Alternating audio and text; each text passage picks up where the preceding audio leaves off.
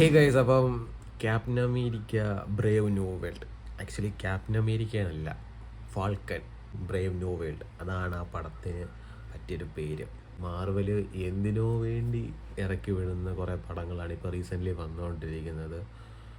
Actually N ഗെയിമിൽ തന്നെ Marvel ഈ പരിപാടി നിർത്തിയിട്ട് വേറെ എന്തെങ്കിലുമൊക്കെ പരിപാടി പിടിക്കേണ്ടതായിരുന്നു. വീണ്ടും വീണ്ടും എന്തൊക്കെയോ ഇറക്കിക്കൊണ്ടിരിക്കുന്നു.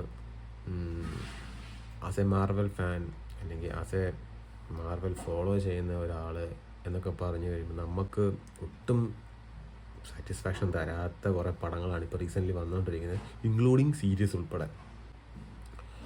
സോ അപ്പം coming to the Captain America Brave New world.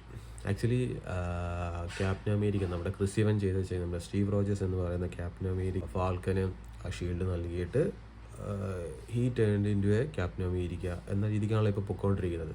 പുതിയ ക്യാപ്റ്റൻ അമേരിക്കയ്ക്ക് ഒരിക്കലും പഴയ ക്യാപ്റ്റൻ അമേരിക്ക ആകാനോ അല്ലെങ്കിൽ നമ്മുടെ പഴയ ക്യാപ്റ്റൻ അമേരിക്ക ചെയ്ത് വെച്ചേക്കുന്ന ആ ഒരു ടൈപ്പ് ഓഫ് ആ സംഭവം അല്ലെങ്കിൽ ആ ഒരു സാധനം ഒരിക്കലും റീപ്ലേസ് ചെയ്യാൻ പറ്റാത്ത രീതിക്കാണ് ക്രിസ് ഇവൻ ചെയ്ത് വെച്ചേക്കുന്നത്.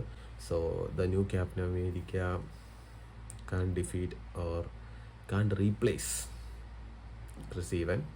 ഫാൾക്കൻ്റെ കുറച്ച് കാര്യങ്ങളും ഫാൾക്കൻ ക്യാപ്റ്റൻ അമേരിക്ക അതിന് ശേഷമുള്ള പുതിയ ഒരു സീരീസിന് ശേഷം വന്ന പടമാണ് captain America Brave New world.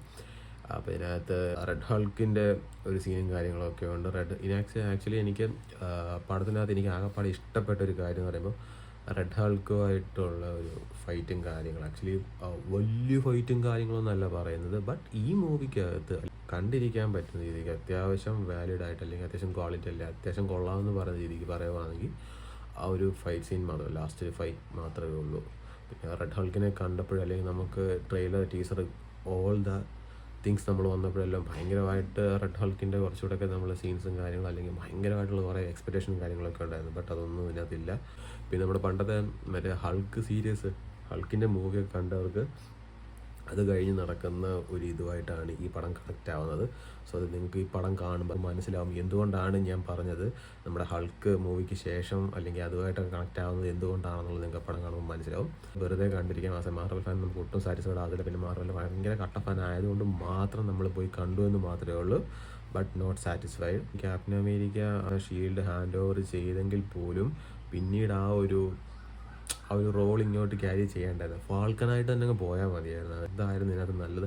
ഇതിനകത്ത് ആക്ച്വലി ഒരുപാട് സീൻസ് പഴയ കണ്ടിട്ടുള്ള നമ്മുടെ മാർവൽ മൂവീസിൻ്റെ അകത്ത് ഒരുപാട് കോപ്പിയിങ് സീനൊക്കെ ഉണ്ട്. അതായത് ടോണി സ്റ്റാർക്കിനോടുള്ള റോഡി സ്യൂട്ട് തകർന്ന് താഴെ വീഴുന്ന ഒരു സീനും കാര്യങ്ങളും ഉണ്ടല്ലോ, അത് കഴിഞ്ഞിട്ട് ഹോസ്പിറ്റൽ സീനും കാര്യങ്ങളും ഒക്കെ.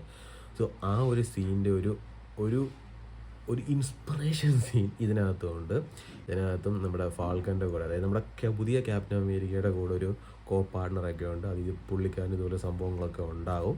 സോ ആ ഒരു സീൻ കാണുമ്പോൾ നിങ്ങൾക്ക് സിവിൽ വാറിനകത്ത് റോഡി ടോണി സ്റ്റാർക്കിൻ്റെ ഒക്കെ ആ ഒരു സീൻ നിങ്ങൾക്ക് ഓർമ്മ വരും. പിന്നെ അതുപോലെ ഇതിനകത്ത് ഹൾക്കിൻ്റെ എനിക്ക് അതായത് ഗ്രീൻ ഹൾക്ക് നോർമൽ ട്രാൻസ്ഫോർമേഷൻ നടത്തുന്നത് ഒന്നെങ്കിൽ നടാഷ, അതായത് നമ്മുടെ ബ്ലാക്ക് വിഡോ പോയിട്ട് മറ്റേ കുറച്ച് സ്നേഹ സംഭാഷണങ്ങളൊക്കെ നടത്തിയിട്ട് കയ്യിലൊക്കെ ഇങ്ങനെ തലയിടുമ്പോഴായിരിക്കുമല്ലോ most of transformation back to normal ആവുന്നത്. ഇതിനകത്ത് ഫാൽക്കൺ പറയുമ്പോൾ അല്ലെങ്കിൽ പോയി കുറച്ച് നിങ്ങൾ അങ്ങനല്ല, നിങ്ങൾ ഇങ്ങനെയാണ്, നിങ്ങൾ കുറച്ച് നന്നാവണം എന്നൊക്കെ പറഞ്ഞു കഴിയുമ്പോഴത്തേക്ക് ഓ സാർ എന്ന് പറഞ്ഞ രീതിക്ക് ട്രാൻസ്ഫോർമേഷൻ ബാക്ക് ടു നോർമലൊക്കെ ആവുന്നുണ്ട്. സോ അതുപോലുള്ള കുറച്ച് ക്രിഞ്ച് സാധനങ്ങളും കാര്യങ്ങളൊക്കെ ഉണ്ട്.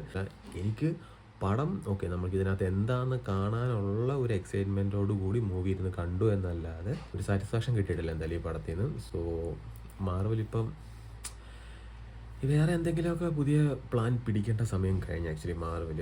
ഇനിയിപ്പം വരാൻ പോകുന്നത് ഫാന്റാസ്റ്റിക് ഫോർ ആണ്. അത് ആക്ച്വലി വേറെ യൂണിവേഴ്സും കാര്യങ്ങളൊക്കെ ആയത്. അങ്ങനെ എന്തെങ്കിലുമൊക്കെ പിടിക്കണം, വേറെ യൂണിവേഴ്സ്. നിങ്ങൾക്ക് ഈ മൾട്ടിവേഴ്സ് യൂണിവേഴ്സൊക്കെ പറഞ്ഞ് കുറേ യൂണിവേഴ്സും കാര്യങ്ങളൊക്കെ ഇല്ലേ, ഈ ഒരു ഇതിനകത്ത് നിർത്താതെ വേറെ എങ്ങോട്ടെങ്കിലുമൊക്കെ പോയി അവിടെ കുറേ സൂപ്പർ ഹീറോസിനെ വീണ്ടും ഉണ്ടാക്കിയിട്ട് അവിടെ നിന്ന് വീണ്ടും ഇങ്ങനെയൊക്കെ വന്ന് അങ്ങനെയൊക്കെ എന്തെങ്കിലും കൂടി ഈ ഒരു ബിൽഡ് ചെയ്ത് വെച്ചേക്കുന്ന ആ ഒരു സൂപ്പർ ഹീറോസിൻ്റെ പാരമ്പര്യം വീണ്ടും കൊണ്ടുപോകാൻ വേണ്ടിയിട്ട് വീണ്ടും കുറേ എണ്ണത്തിനെ കൊണ്ടുപോകുന്ന മറ്റേവർ ചെയ്ത് വെച്ചേക്കുന്നതും കൂടെ കുളവാക്കുന്ന രീതിക്ക് എന്തിനാണ് വെറുതെ ചെയ്യുന്നത്. അപ്പോൾ താല്പര്യമുള്ളവരൊക്കെ പോയി കാണുക. പത്രപടി.